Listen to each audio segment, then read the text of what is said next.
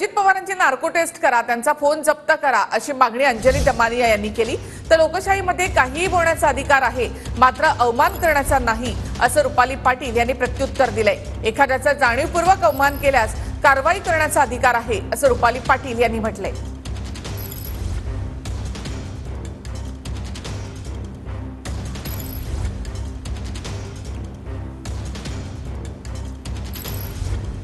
तर अजित पवार यांची narco taste करा अशी मागणी अंजली दमानिया यांनी केली आहे। अजितदादांनी आयुक्तांना फोन केला होता का असा सवाल अंजली दमानिया यांनी केलाय। तर त्याला रुपाली पाटील यांनी प्रत्युत्तर दिलेलं आहे।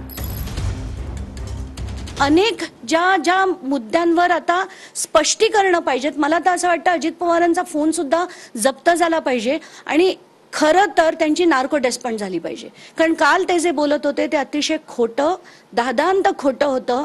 त्यांनी डेफिनेटली त्यांना वाचवण्याचा प्रयत्न केला।